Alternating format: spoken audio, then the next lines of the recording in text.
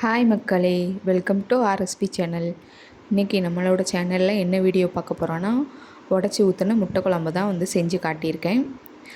டக்குன்னு சூப்பராக ஈஸியாகவே செய்ய முடியும். இந்த குழம்பு வெங்காயம், தக்காளி, அப்புறம் வீட்டில் இருக்கிற மசாலா பொடி சேர்த்தே டக்குன்னு ரொம்ப சுவையாக செஞ்சிட முடியும். வாங்க இப்போ எப்படி செய்கிறதுன்னு பார்க்கலாம். நான் இதுக்கு 4 முட்டை எடுத்து வச்சுருக்கேன். இப்போ ஒரு கடாயில் எண்ணெய் சேர்த்துட்டு ஒரு ஸ்பூன் சோம்பு, ஒரு 10 பல் பூண்டு தட்டி வச்சுருக்கேன், அது சேர்த்துக்கலாம். 4 பெரிய வெங்காயம் எடுத்திருக்கேன். பெரிய வெங்காயத்துலேயே சின்னதாக இருந்ததுனால நான் 4 எடுத்திருக்கேன். கொஞ்சம் பெரிய சைஸாக இருந்தால் நீங்கள் 2 எடுத்துக்கோங்க போதும். 4 வெங்காயத்துக்கு 3 தக்காளி எடுத்திருக்கேன். இது அளவு கரெக்டாக இருக்கும். இது 2 சேர்த்து நல்லா வதக்கிக்கலாம். தக்காளி சேர்த்ததுக்கப்புறம் வதங்கிறதுக்காக உப்பு சேர்த்து ஒரு 2 நிமிஷம் வதக்கி விட்டுட்டு இப்போ மசாலா எல்லாம் சேர்த்துக்கலாம். 1 ஸ்பூன் மல்லித்தூள், 1 ஸ்பூன் சிக்கன் மசாலா பொடி, 2 ஸ்பூன் புளிக்குழம்பு பொடி சேர்த்து நல்லா வதக்கிட்டு பச்சை வாசனை போகிறதுக்காண்டி ஒரு 5 நிமிஷம் மூடி வச்சு அதிலேருந்து எண்ணெய் பிரிஞ்சு வரும்.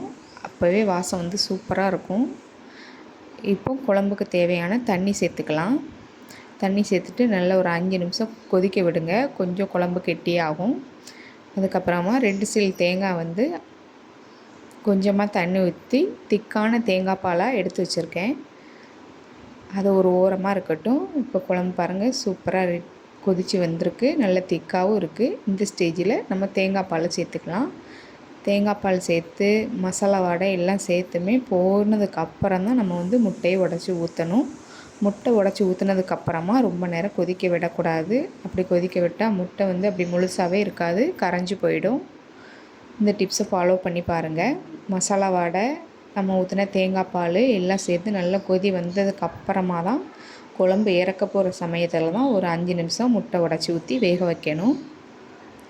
நான் 4 முட்டை உடச்சி ஊற்றிருக்கேன். ஒரு 5 நிமிஷம் கழித்து திருப்பி போட்டுக்கிறேன்.